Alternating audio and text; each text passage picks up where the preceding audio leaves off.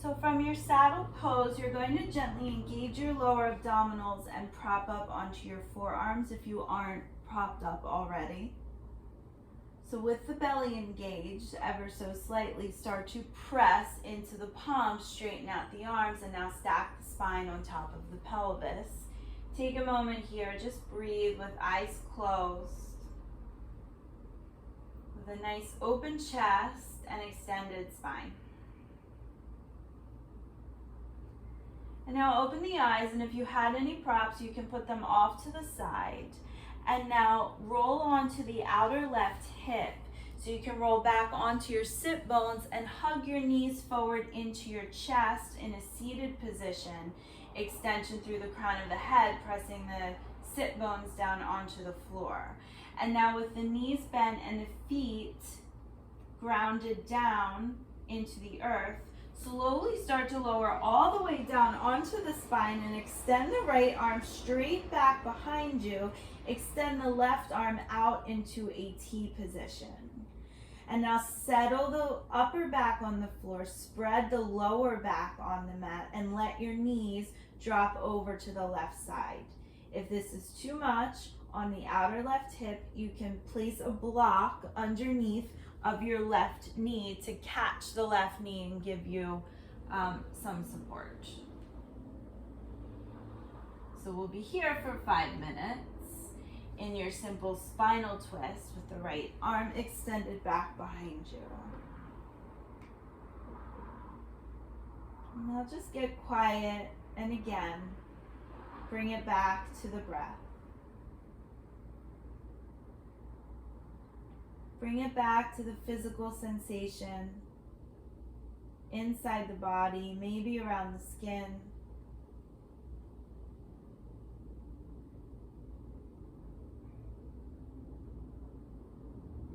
Feel this cyclical flow as the oxygen spreads, as the blood travels through, and delivering all this life force and all these nutrients through your body.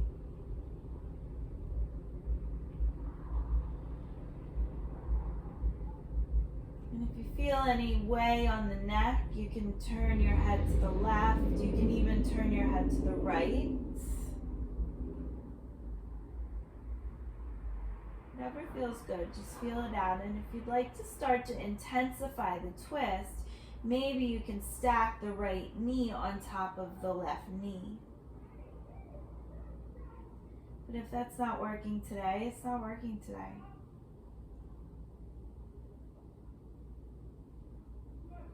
Can you soften the sides of the neck and the right shoulder down? And if you're clenching through your right arm, you'll notice that if your elbow is completely straight and locked out. So if you notice that, just give a slight bend to the elbow to release all of the muscles around your upper arm bone, your forearm, the joints of the elbow, the ligaments.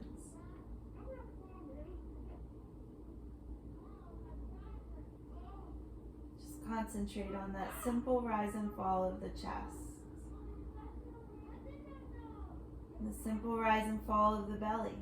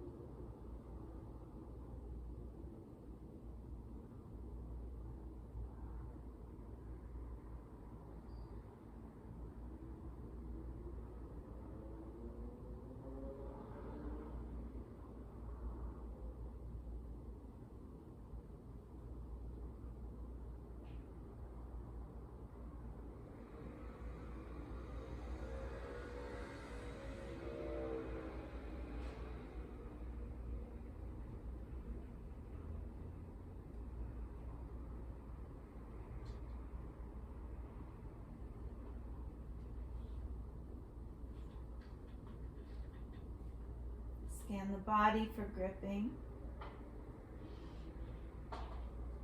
especially around the face, around the hips, around the knees.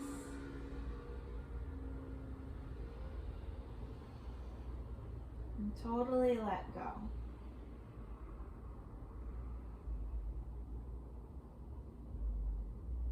You have just about 1 minute remaining.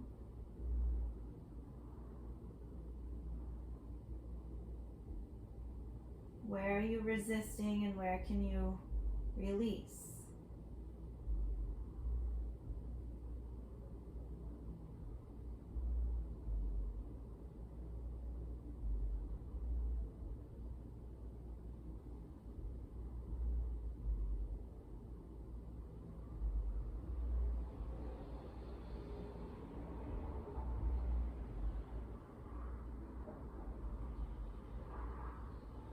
And then moving as slowly and gently as you can. Draw the right arm down as you bring your knees back up through center. And stay here for a second. Feel it. And now bring the right arm out in a T position and extend the left arm back towards the top of the mat. And now the knees will fall over to the right side. And feel it out here. You can stack the left knee more on top of the right knee. You can place a block underneath the right knee. Micro bend that left elbow to ensure that there's no gripping sensation in the upper arm bone area. And now let the chest spread wide, let the eyes close, let the breath flow. Relax. Right side body as much as you can. Opening left side body as much as you can.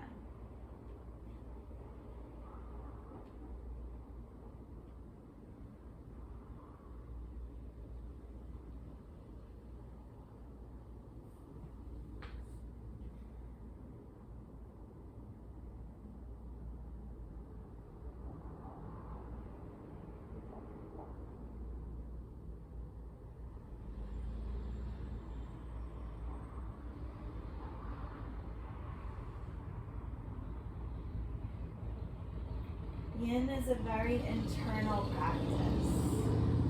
So we're really washing and rinsing the body from the inside to manifest from the inside out. So let it be quiet. Let it be very soft and gentle.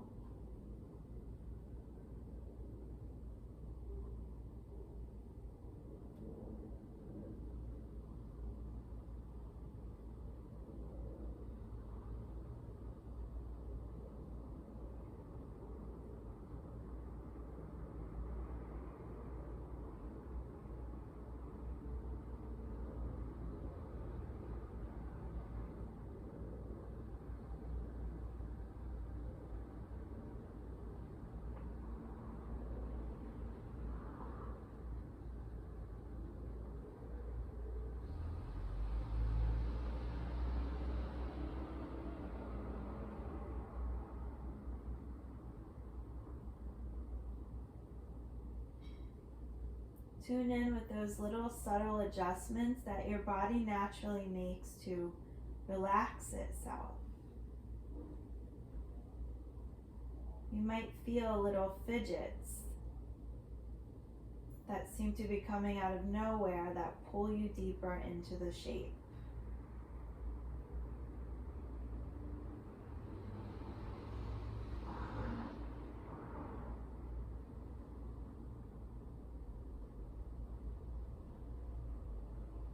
Have just a bit more than 1 minute remaining.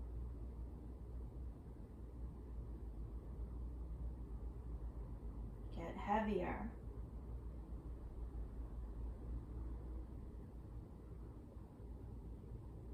Let the earth support you.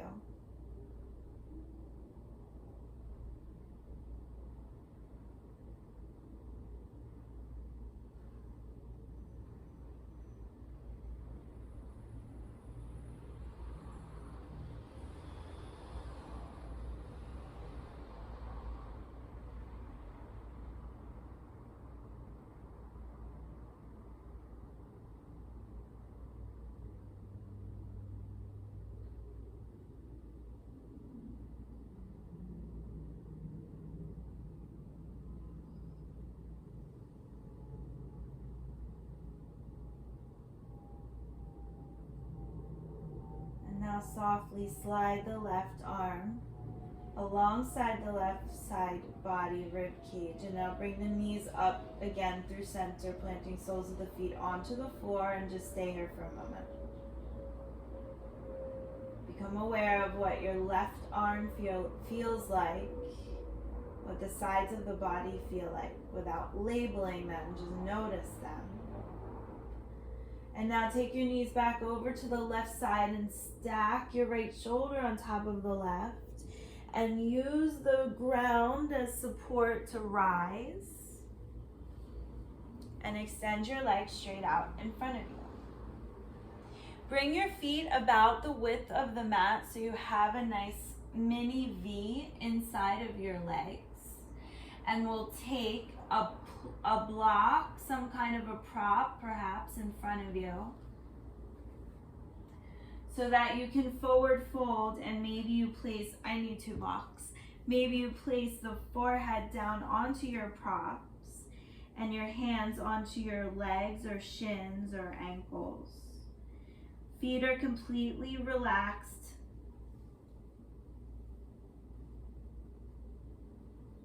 Breathe.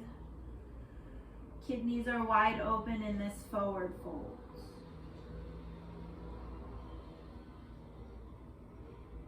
Forward bending influences a calming sensation of the nervous system, and forward folds are great to do right before any kind of rest, especially before going to sleep for the night.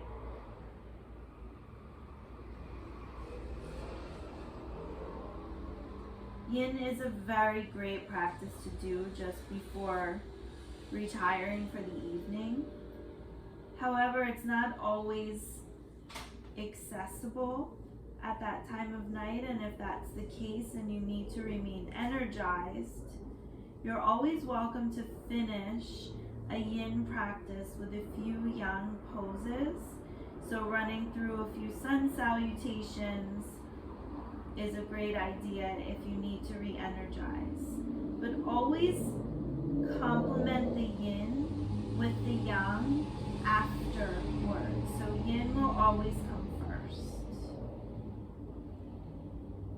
We want the muscles and the ligaments and the joints to be as cool as possible while practicing yin.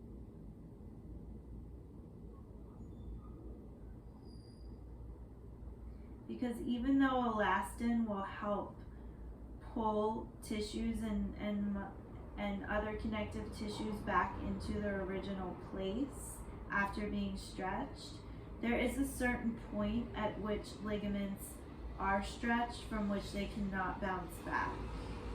That's why yin should always be done in a room temperature to cool environment.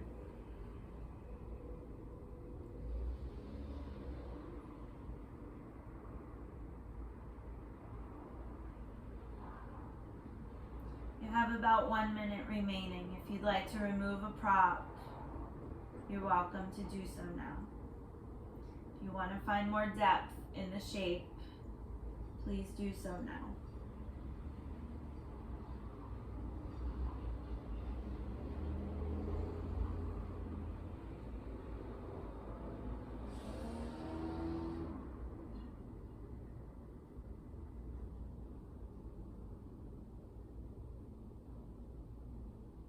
Remember to keep the legs as relaxed as possible.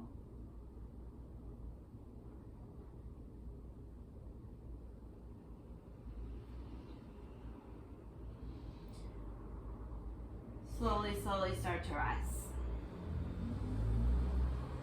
And from here we'll make our way to the wall. So you can put your props off to the side, but have them reachable just in case. And what we're going to do is you'll shimmy. I'm going to move my mat up because my boards are wood, but you'll shimmy your sit bones up against the wall. So I'm bringing my computer with me because it has it's my source of timing here. So I need to have it close. So I know that we're spending an appropriate time in each posture. So you'll want to bring one of your hips or sit bones up to the wall before lying down, and then you'll extend your legs up, and now you'll press your sit bones, shimmy your sit bones a little bit closer. So now you'll come into this legs up the wall pose, which is not what we're starting it with. We're going to start with dragonfly. So allow your legs to fall open into a wide V as much as possible while your heels are being supported by the wall. Now, if this is too much, and it's because this can intensify really quickly, you can also stack blocks or books or pillows underneath of your hips and outside of the thighs. Otherwise, if you feel okay here, you can just stay here. Arms can be out in T, even back behind you. Maybe take a hold of opposite elbows. Whatever promotes relaxation and softness into your torso and upper chest, upper back, throat area.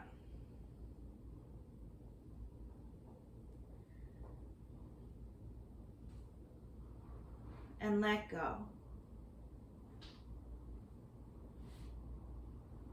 Nothing's going to rip or tear, but if you feel it so intensely, again, don't be afraid to use props. Props are a beautiful component to any yoga practice that helps make the practice more accessible to you. And there's why people think there's something wrong with that blows my mind.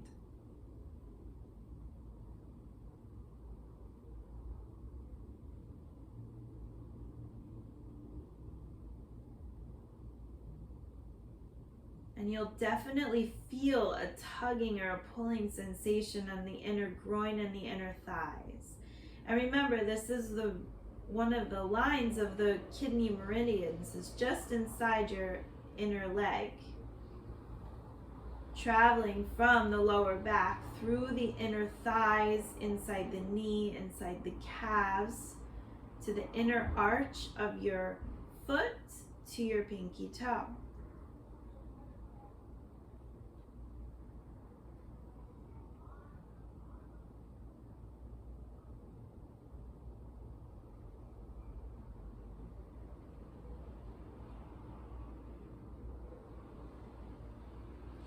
If you happen to have a hold of your elbows, switch the grip so that the opposite forearm is on top. If not, don't worry about what I just said. Bring a soft smile to the face to ensure there's no unnecessary grip of the cheeks or the jaw. Let the face be in a completely natural state.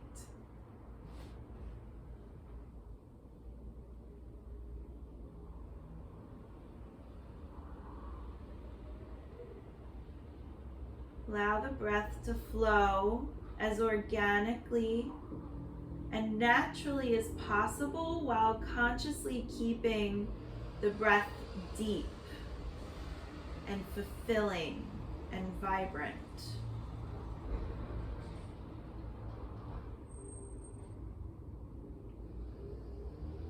Encourage the breath down through the sacral area and through the inner thighs and the inner legs.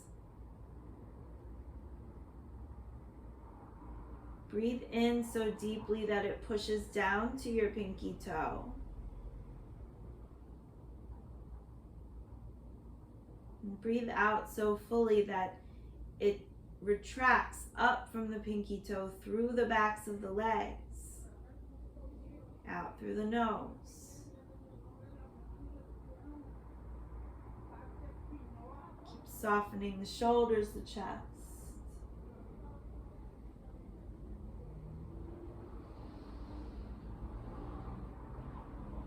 On the next breath, take your hands to the outsides of the thighs.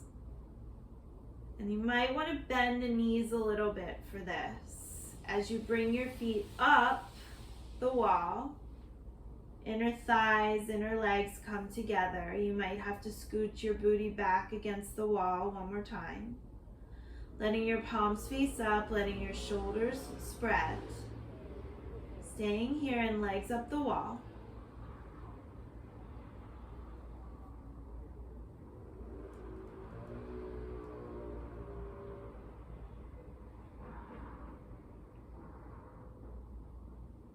Really great posture to check in with yourself, with your connection to the inner workings of your frame.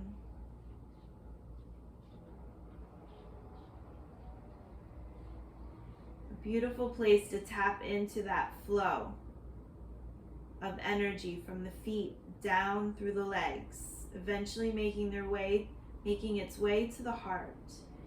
Giving the heart a bit of a break. Instead of the heart having to push all the blood out, we allow the blood to rush to it.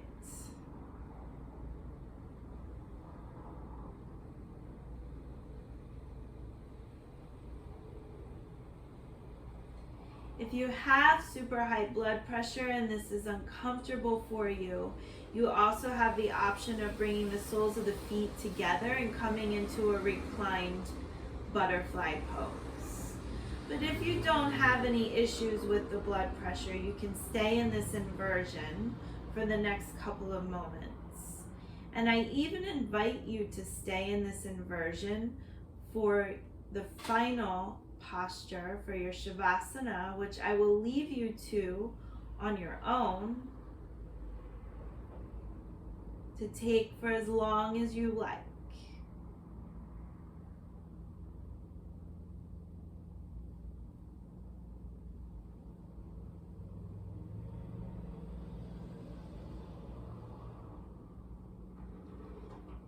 Now gently begin to let go of that control of your breath. One more scan to release any remaining tension. And I invite you to stay here and legs up the wall, or I invite you to come down into your full Shavasana. And you're welcome to stay here for as long as you like, until you feel ready to come back to your day. So I'll leave you here. Thank you for sharing your practice with me. Have a beautiful night. Namaste.